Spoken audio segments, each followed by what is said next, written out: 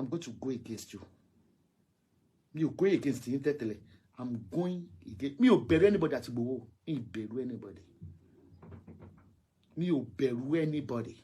I be over Dava Kito Yid. I be over Yakito Yid. Say me gente bundusha. Me a bagay mo yin lọ́wọ́ ni. Is it that ke kuku mu ọmọ Yorùbá tí ó jẹ́ president yín ke fà lẹ̀? Ṣé ẹ̀yin Yorùbá ilé fẹ́ lọ? Ẹ̀yin ilé fẹ́ lọ. Ẹ̀yin de get ara yín ẹ̀yin olóṣì Ọlọ́run tẹ́ kóra yín jọ. Ẹ̀yin ilé fẹ́ lọ, bó lẹ ń lọ. Bó lẹ ń lọ. Ibo lẹ ń lọ ná. Ẹ rí gbogbo yín tẹ́ ń dà kiri bí màálù tẹ́ bí Fúlàní rí bẹ́ẹ̀ ṣe rí ni. Ibi Fúlàní lẹ sọ pé fẹ́ lé. Ó tún di Yorùbá nation. Yorùbá nation kọ́. Yorùbá stabilization. Iṣẹ́ ti kẹwàá Yorùbá tó máa jàre orílẹ̀-èdè Nàìjíríà.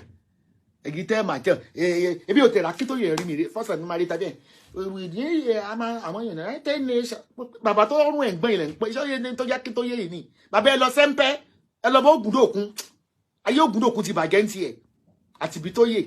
Bàbá ẹ lọ sẹ́ńpẹ́ ẹyẹ gbọ́n lòun kiri mọ́. Tẹ́ bá rógun ẹ lè dúró ni. Ó lé gbogbo yẹn fẹ́ gbowó lọ́wọ́ àwọn politician náà mọ̀ bó ṣe ń lọ. Public stunt lẹ́ ń ṣe.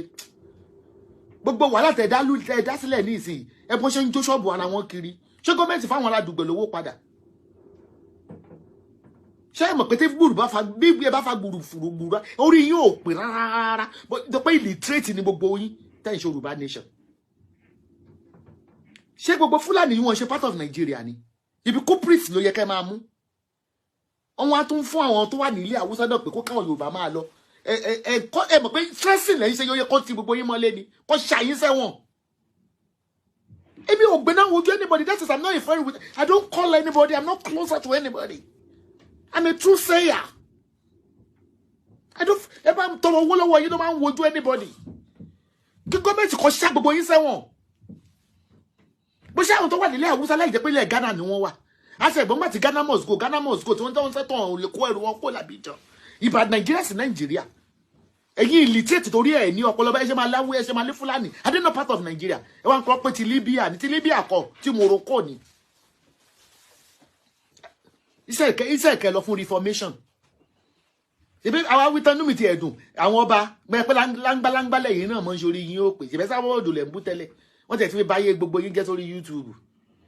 Ẹ pé ilé gbìgà yín bí ó ti ẹ̀ ń dùn mí torí bí ò fẹ́ gba yín lé wọn lọ́wọ́ ibi nǹkan mú lẹ́gbọ́ ọba lọ́wọ́. Àkírí àwọn ọmọ òṣì olóòórùn yẹn ló yẹ kó máa bú yín. Ta ló fẹ́ tẹ̀lé yín? Yorùbá tí ó dáyàn sí free tí ó yọ̀sẹ̀ èèyàn gbogbo òlù láwọn ń lọ Yorùbá ló ń fẹ́ lọ ẹ ṣe orúkú Nàìjíríà kò ní. Èyí tó kọ́ ẹ fẹ́ràn ara yín alátakò láàrin ara yín ni ìkànnì ẹ tí ì lọ́gán ẹ̀ ń ṣépè. Ẹni tí ẹ bàbá wa lọ wọ́n máa kúkú òjijì tó bá dé ni ẹ̀yin lẹ́ kúkú òjijì tẹ́ ẹ̀ ní rí gbà. Ṣé dandan ni nígbà tí àwọn Scotland fẹ́ lọ àwọn kan support treaty wọn àwọn kan support wọn ṣe lọ máa kí ló ń ṣe yín náà èyí bloody illiterate kò ní yẹ yín èmi lẹ lọ ṣe fídíò fún kò lè dà fún yàrá yà yín ó fò lẹ́ ṣe tí wọ́n bá next time just ní next time jíìsì ní mo wọ̀ wá you don't know me.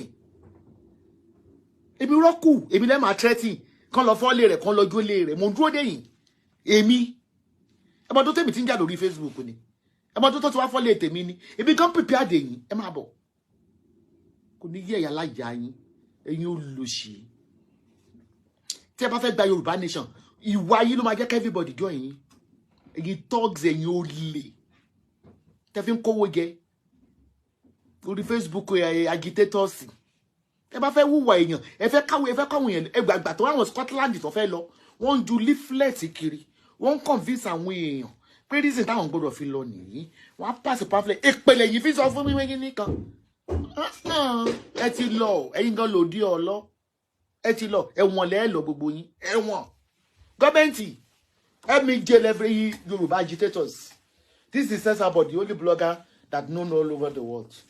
They are useless. Ẹ lọ gbá àwọn Akíntóyè ju gbogbo wọn sẹ́wọ̀n kó lọ fẹ́ wọn gbára. Ẹjọ́ yìí tèmi ẹ kó sì lọ. Ibi lẹ fẹ́ ọmọ ọ̀tá lèmi mọ̀ létè mo ti dàgbà. Ọmọ ọ̀tá gidi lèmi. Ibi lẹ fohùn ránṣẹ́ sí torí pé mo sọ pé Yorùbá nation tí ì lọ ẹlẹ́ṣàmí wẹ́lẹ́wẹ́lẹ́. pé tẹ̀lé ṣá odidi ẹ̀ ní fẹ́ pààyàn tó pé mo ní pé Yorùbá nation yẹn ẹ̀ ní rí gbà láṣẹ Ìdùmarè láṣẹ àwọn tó rán mi níṣẹ́ ẹ̀ ní rí gbà ara máa ní gbogbo yín kù ni hùwà tí hùwà kíní yìí gan ó wà mẹ́sì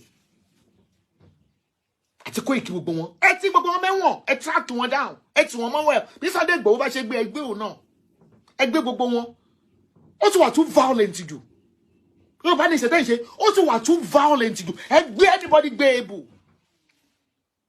mọ tẹ́ fi wọ́n mú bí ọmọ kẹ́mi náà yín ni ẹjọ́ lo glasses o kí n ka comment kẹ́ wò mí o kí ló dé ewu làbọ̀ máa ṣépè fáwọn tí ò tí ì bá àdí àyín tí ì lọ ẹlẹ́ṣà mi sí wẹ́wẹ́ olórí burúkú ìyá yẹn tó láàní rí gbà tó bá bí ẹrẹ tá a bá ti gbà tán kó ló fẹ́ wá ó lè ṣì ti gbà ọgbà gbà ni lọ́bì kankan bí tẹ́ glue tẹ́ kù ni no ọba will support you no governors will support you because you are all non-entities idiot ni yóò lè ní ó lè if you want to lọ kówó jáde lápò ara yín kẹ́ kó ṣí orí burúkú lọ ẹ jẹ́ ká retí gbọ́dọ̀ lórí Facebook ẹ jẹ́ ká retí gbọ́dọ̀ kẹ́ kó ṣí lọ màmá bẹ̀rẹ̀